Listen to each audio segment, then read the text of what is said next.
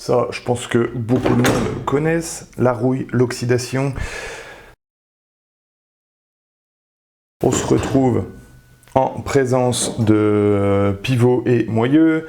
Alors, j'ai bien sûr, quand je vous disais tout à l'heure que je suis parti de moyeu rouillé, c'était vraiment, ils étaient dans la même caisse, ils avaient la même tête, complètement rouillés. Je les ai microbillés, ensuite thermolaqués. Donc il y a un rendu de surface qui est vraiment génial, c'est neuf, c'est nickel. Pendant que j'y suis sur le thermolacage, à force, en fait, on apprend des choses. Je ne sais pas si ça se verra à la caméra. Celui-là, celui de gauche, est un peu plus mat que celui de droite, il paraît un peu plus brillant. Et celui de droite, en fait, je me suis rendu compte que juste en tapant un petit coup, j'avais ça me faisait des petits éclats de peinture. Je me suis rendu compte, vous voyez, au bout de, je sais pas combien de temps ça fait que je fais du thermolacage, mais que en fait, si la peinture je la laisse pas cuire assez longtemps, en fait, elle est brillante, donc c'est vrai que ça fait beau, mais elle n'est pas résistante. Celle-là, je peux vous dire qu'elle a pris des coups, il n'y a pas de peinture qui se barre en fait. Donc voilà, c'est à savoir qu'il faut laisser la peinture chauffer assez longtemps pour qu'elle ait bien le temps, vous voyez, de faire une belle coque autour. Maintenant, je vais aller poser les roulements. Alors bien sûr, c'est pas chez moi, c'est avec une presse, donc forcément, je ne l'ai pas ici dans mon garage. Ceux-là, c'est les bons, vous voyez, il n'y a pas de cible pour le capteur ABS, donc c'est les bons, c'est les phases 1. Pour mettre le roulement, alors là, ça va être tout simple par rapport au démontage. En fait, on va prendre le roulement, on va le mettre au milieu, voilà, comme ça. Je vais prendre un ancien roulement que j'ai à côté de la presse, je vais le mettre par-dessus, donc pour pas abîmer ce roulement avec une douille, et par-dessus je vais mettre une cale et on va appuyer. Il faut surtout appuyer sur les bords de côté. Il faut surtout pas oublier appuyer au centre parce que là on ruine le roulement. Ensuite, quand il est descendu dedans, il va falloir remettre le moyeu qui est là. Et pour remettre le moyeu, en fait, on va venir le mettre comme ça et on va appuyer sur le moyeu à ce niveau-là. On le descend.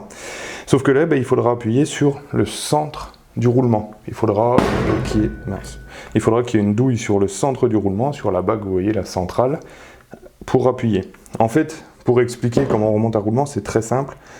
Il ne faut pas créer d'effort entre le centre et l'extérieur. Si l'endroit où on force quand on vient presser, c'est l'extérieur, on appuie sur l'extérieur. Si on vient pousser sur l'intérieur, parce qu'on vient mettre le central, il va falloir maintenir sur l'intérieur. Si on fait le moindre effort entre les deux, en fait, il n'y a pas de mécanique anti-cisaillement entre l'intérieur et l'extérieur.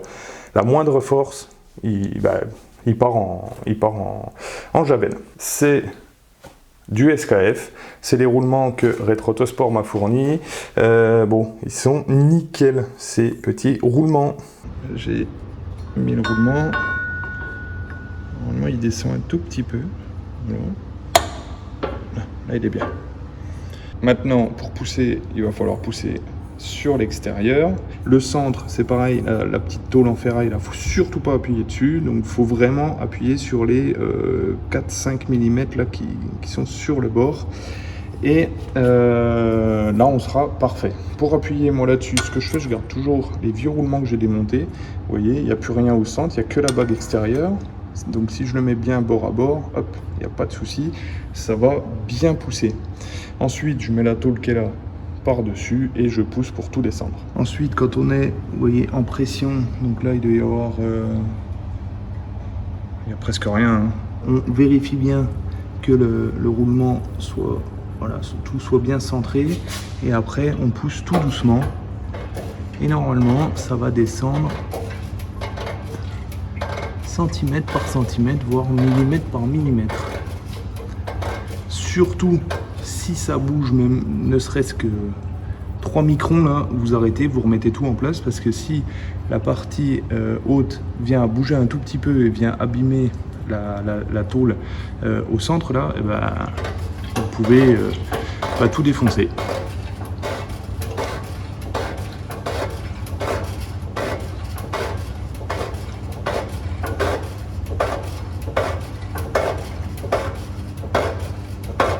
il va falloir que je redécale parce qu'on n'est pas trop bon au niveau du centrage. Donc j'ai remis un deuxième roulement que j'avais et tout réappuyer. Dès qu'on voit que ça monte plus que la normale, comme là en fait ça vient de monter, avant c'était vers 3-4 là, hop c'est monté à 10, là on arrête, c'est qu'on est au fond. Ensuite on installe le circlips qui bloque le roulement et on n'a plus qu'à installer le moyeu. Et pour remettre donc le moyeu dans le roulement, on l'approche sur le haut, on met une douille juste pour pousser dessus, pour pas aller forcer quoi que ce soit, et en dessous c'est là où il faut aller, hop, vous voyez, prendre une douille et la mettre sur l'intérieur, la bague intérieure du roulement, et bah, il n'y a plus qu'à pousser quoi. Et là ça descend mais vraiment tout doucement, tout seul.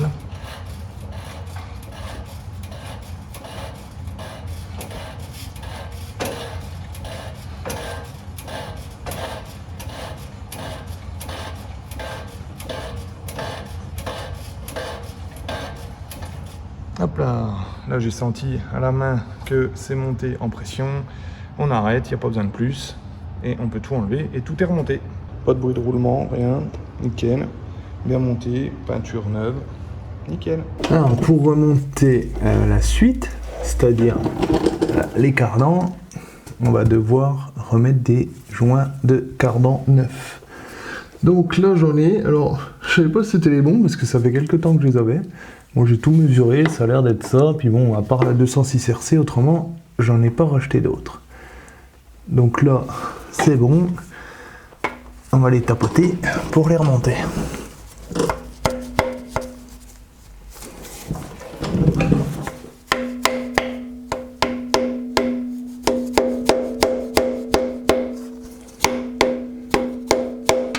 On va mettre celui côté conducteur.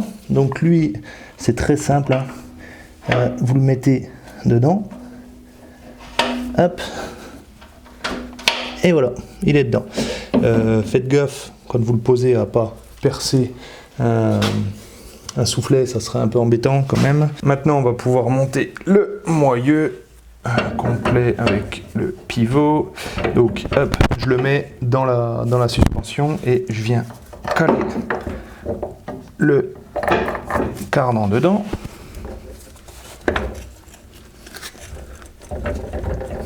Allez, allez quand même. Allez.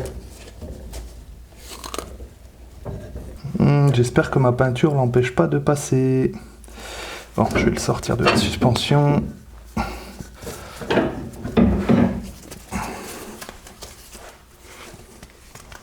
Je crois bien que si. Hein. Bon, je vais ressortir le cardan.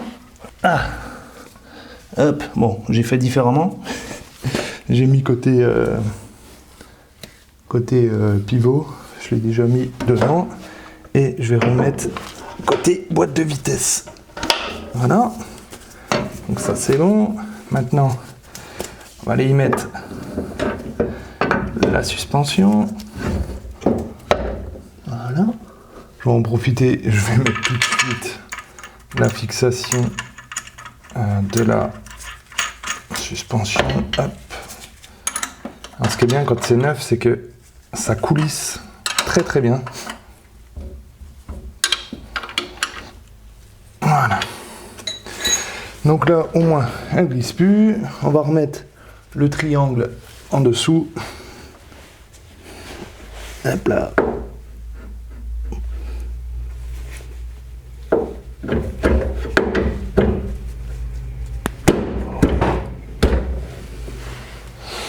C'est tellement bien quand c'est neuf. L'axe neuf qui va derrière avec écrou rondelle. Alors sur celui du haut, avant c'était un axe lisse. Moi ce que j'ai recommandé sur les pièces Peugeot, maintenant c'est une vis filetée tout du long. Je pense pas qu'il y ait de grande différence. Je pense pas. Avant c'est quoi? C'était du 8-8. C'est toujours du 8-8. Est-ce que le filetage pourrait occasionner un problème, je ne pense pas. Donc, alors oui, je frappe dessus, mais c'est juste que le thermolacage est allé un petit peu à l'intérieur. Donc, j'essaye d'enlever la peinture. Enfin, je suis obligé d'enlever la peinture pour pouvoir tout serrer. Hop.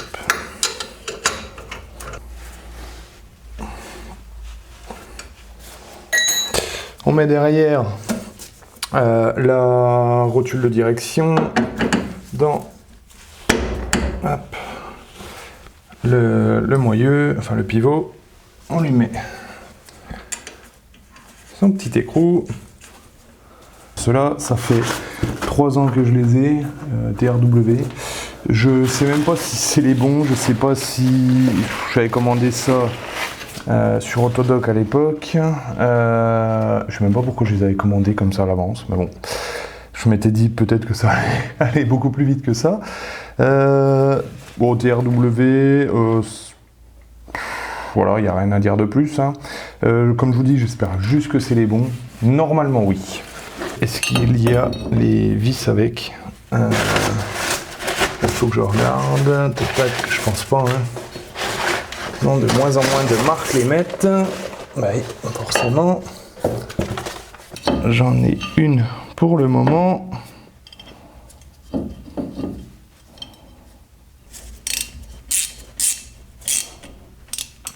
Bon, déjà, ça, c'est bon. Ça, c'est toujours les vis où on se dit faut les mettre. C'est pas des vis qui sont obligatoires parce qu'en fait, vous avez votre jante qui vient devant et quand vous serrez la jante, en fait, elle vient serrer le disque sur le moyeu et en fait, ces vis, elles servent presque plus à rien. Bon, je les ai, je vais les mettre. Faudra juste que je remette la deuxième, sauf que en fait elle est dans tout mon petit bordel là, et je vais la retrouver. Ce qu'on va faire maintenant, on va pouvoir remettre devant une jante et ces 4 vis. Bon, faudrait peut-être quand même que j'y mette un écrou de cardan.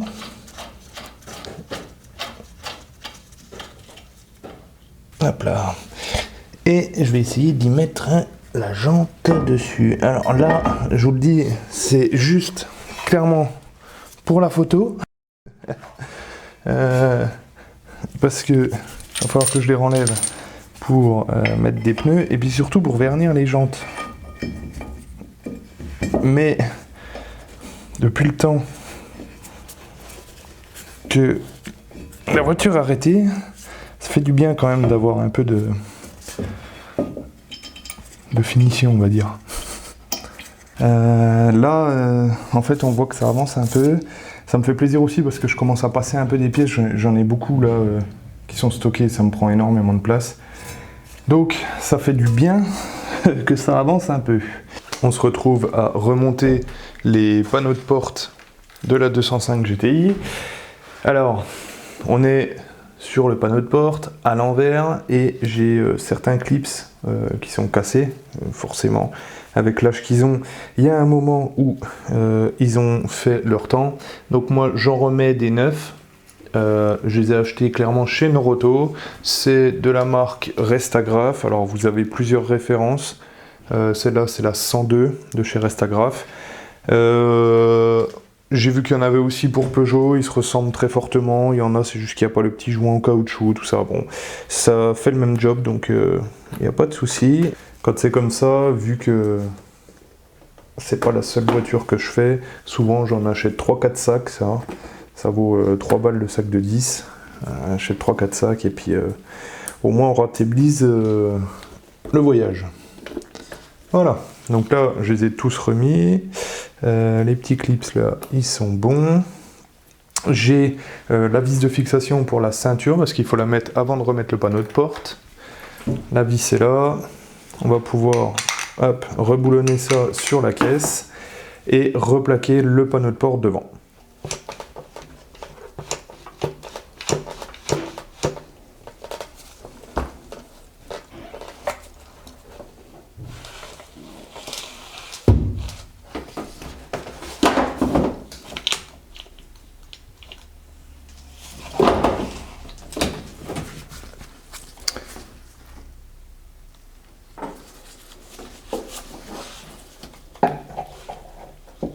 Comme vous avez dû le voir, j'ai galéré un petit peu à sortir la ceinture. C'est parce que si vous remontez votre ceinture, vous avez deux petits ergots qui sont à l'intérieur là, et donc dans deux trous qui sont à côté des trous de la vis de fixation de la ceinture. En fait, ça donne un angle à la ceinture, un angle bien précis, et cet angle il doit être respecté parce que c'est ça qui vous fait votre arrêt en fait automatique de votre rappel. Vous savez, quand la ceinture elle bloque, c'est ça. Et donc il faut qu'il soit bien au bon calibre, enfin au bon angle, pour que s'il y a un changement d'angle, donc un freinage ou une accélération, ou voilà, que ça vienne tendre tout de suite la ceinture.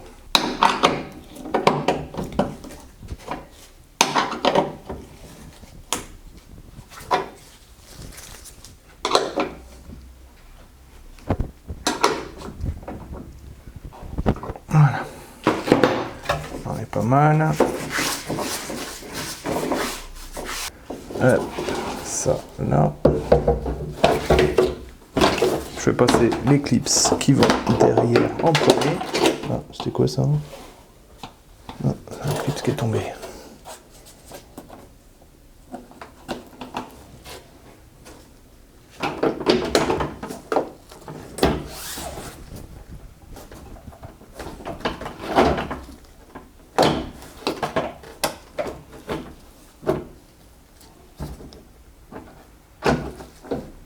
Ah! Mais je sais pas pourquoi lui il n'a pas envie de rester à sa place.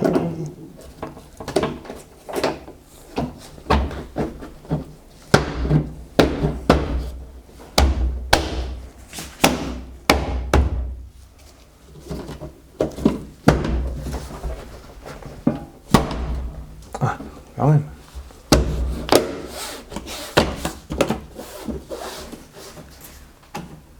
Ben voilà. On va mettre la vis, et il y avait une rondelle épaisse. Alors ce qui est bien, c'est toujours pareil, c'est d'avoir fait des vidéos avant. Ben, quand on a bien expliqué, en fait on a toutes les infos pour remonter, parce que j'avais 5 ou 6 vis d'avance, mais je savais pas laquelle aller où. Voilà, ça c'est parfait. Donc, hop là, la ceinture est bien libre. Elle a un cache en plastique qu'on remet tout de suite, comme ça on le perd pas et c'est fait. Ben, ça c'est nickel.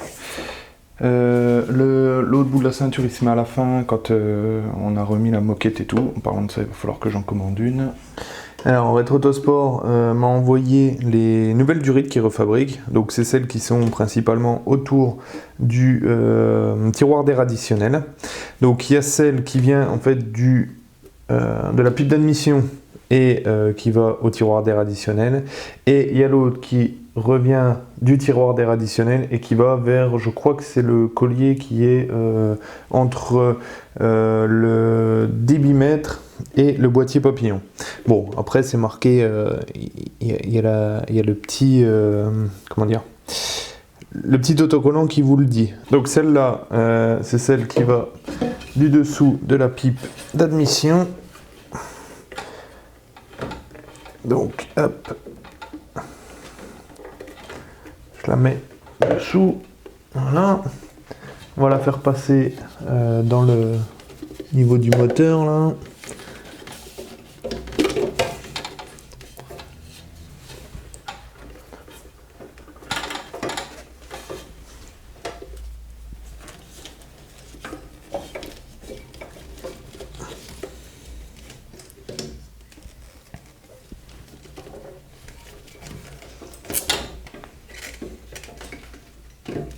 Voilà, ça c'est bon.